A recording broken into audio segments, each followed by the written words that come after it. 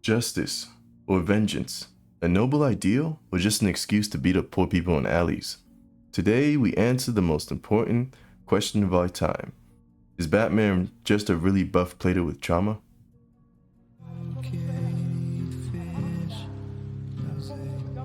I wish I could say I'm making a difference, but I don't know. Hey there, everybody.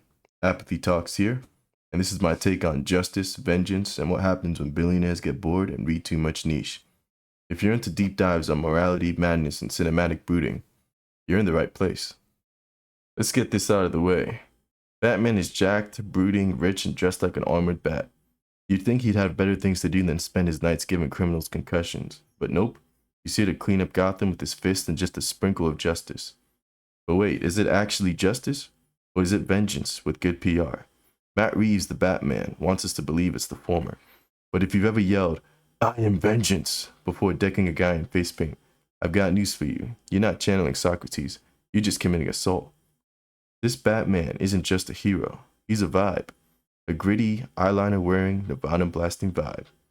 But behind the aesthetic, there's a very real moral contradiction. He's introduced like a horror movie monster. Slow footsteps, shadowy lighting, and a voiceover that sounds like he just read Marcus Aurelius and then punched a mirror. He's not fighting crime, he's haunting it. Gotham isn't just his city, it's his therapy session. And let's not ignore the logistics. The guy spends more on armored boots than Gotham spends on public housing. His Batmobile sounds like a demon gargling diesel. Subtlety's not on the menu.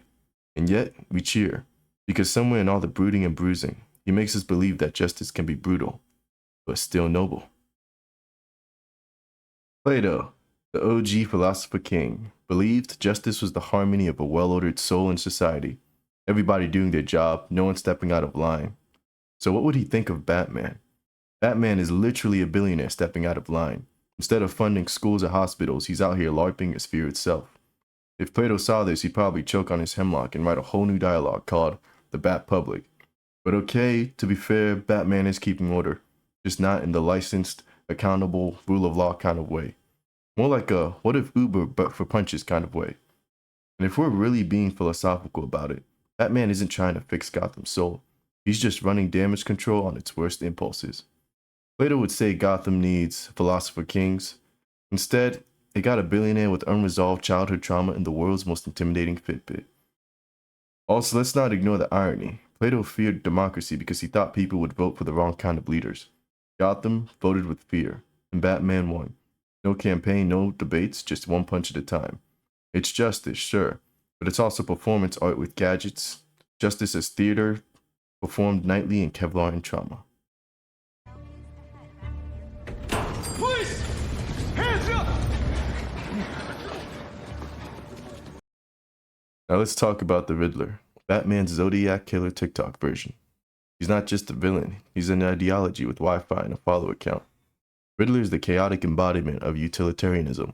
Eliminate the corrupt, expose the system, and let the city burn if it means the innocent can live better. It's all for the greater good, just, with duct tape, monologues, and live streams that scream, "What if Socrates was a YouTuber with unresolved rage?" He's basically the budget version of Thanos. Same ethical playbook, less chin. I mean, seriously, look at that lack of chin. It's like his moral compass and jawline vanished at the same time. What makes Riddler terrifying is that he kind of makes sense. Gotham is broken, the elites are corrupt, the city is a trash fire wearing a trench coat, and his solution? Turn fear into truth bombs. But is blowing up people and rage posting the answer? No, that's just being a Reddit mod with C4. And worse, a guy who corrects your grammar while holding hostages. He's not just trying to expose Gotham's sins. He's building a brand. He's got fans. He's got merch potential. He's essentially a doomsday influencer. And that's where utilitarianism breaks, when you start weighing lives against likes. Riddler's biggest crime? Turning more outrage into content. He's with me, officer. Are you kidding me, sir? Commissioner James Gordon. The only guy in Gotham who brings a flashlight to the vigilante fight. He's the MVP of moral exhaustion. The man looks like he drinks coffee through sheer willpower and sleeps with one eye open just in case Batman shows up uninvited again. He knows the city's a disaster, his coworkers are corrupt, and his main ally dresses like a trauma bat. But he shows up anyway, coffee in hand, dead inside, but still trying. He's Gotham's version of duct tape, underappreciated, overused, and holding everything together. If Batman is vengeance, Gordon is patience. The man has, I've seen some things energy. He's basically Gotham's moral janitor, and unlike Batman, he actually fills out the paperwork afterwards. He doesn't get gadgets, or a cave, or cool armor. He gets stress wrinkles and people constantly telling him to retire.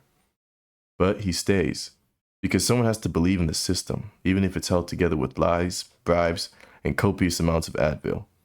Honestly, Gordon is the real philosopher king here. He just doesn't have time to read Plato. He's too busy babysitting billionaires in bat costumes and talking Riddler bomb tech off a city councilman's SUV. In a city full of madness, Gordon is the guy holding the sanity line with nothing but grit, sarcasm, and a half-charged Motorola walkie-talkie. You got a lot of cats. Never think about strays. Of course, let's not forget Gotham's morally stylish wildcard, Selina Kyle. Catwoman isn't here to brood. She's here to steal, sass, and drop truth bombs and leather. She doesn't just challenge Batman's morals. She walks into his life, sets them on fire, and then saunters away with a lighter. While Batman's out there handing out head trauma, Selina's breaking into penthouses and whispering, "Eat the rich."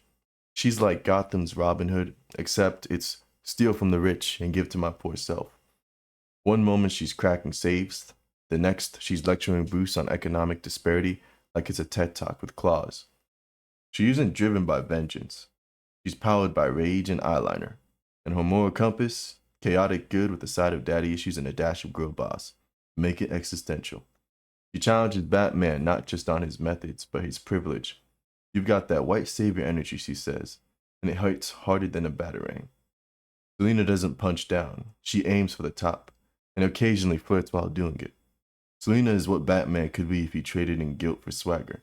She doesn't need a cave. She's got confidence, combat boots, and enough moral complexity to earn a philosophy minor, with the concentration of seduction and social justice. She's not just Catwoman, she's cat commentary. And Gotham's power structure, she's not just clawing at it. She's unraveling the whole thread. Give us a moment here, fellas. Come on. See you, Jeff. And then there's Carmine Falcone, Gotham's most charming parasite. He doesn't punch people, he just owns them. He's got the calm menace of a man who's never been told no and assumes every dinner table is his boardroom.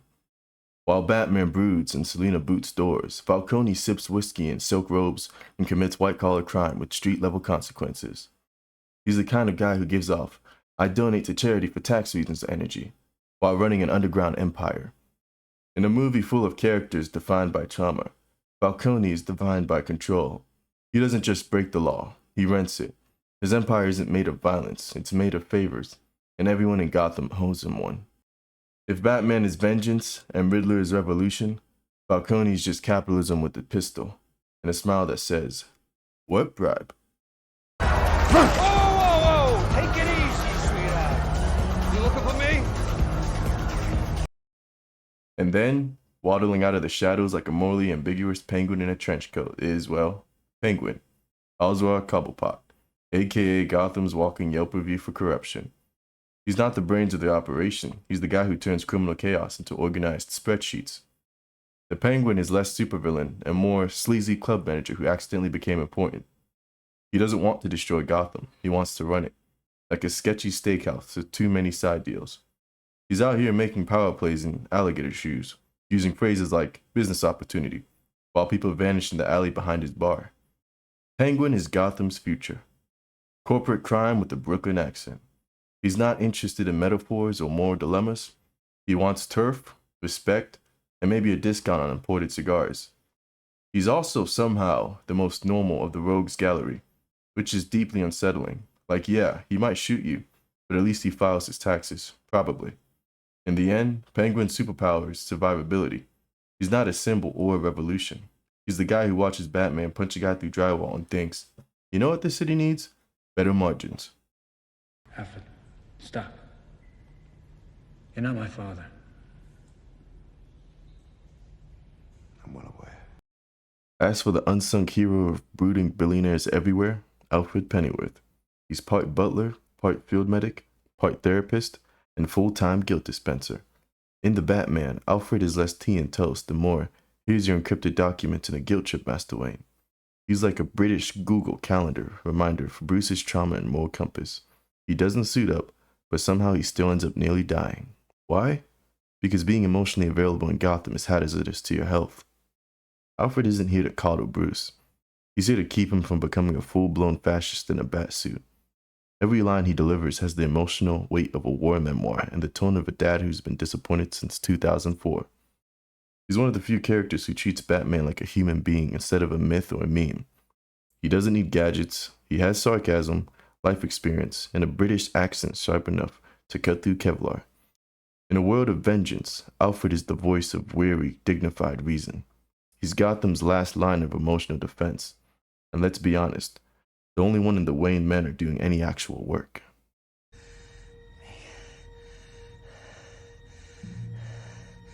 I'm vengeance.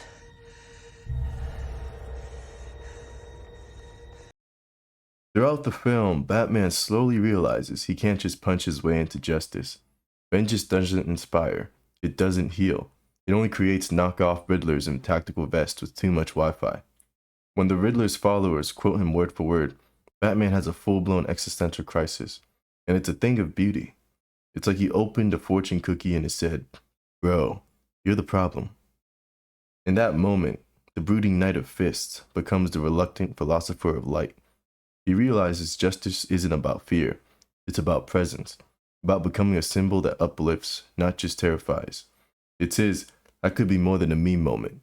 You can see the gears turning. What if I used this bat-shaped, billion-dollar brand for something other than skull fractures? And let's be real, it's about time. Gotham doesn't need more rooftop punch-outs. It needs someone who actually understands that you can't trauma punch your way to peace. So what does Batman do? He becomes hope. Gotham's emergency flare, literally and metaphorically. It's heavy-handed, it's poetic, it's cinema. He starts the movie as Vengeance Incarnate. He ends it as Hope, LLC. Character development in a cape. Justice, according to Plato, is everybody doing what they're best at, guided by reason.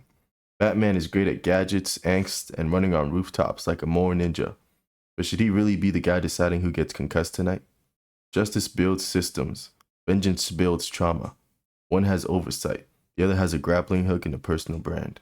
Let's not forget, justice requires accountability. Batman operates entirely on vibes and deeply personal trauma.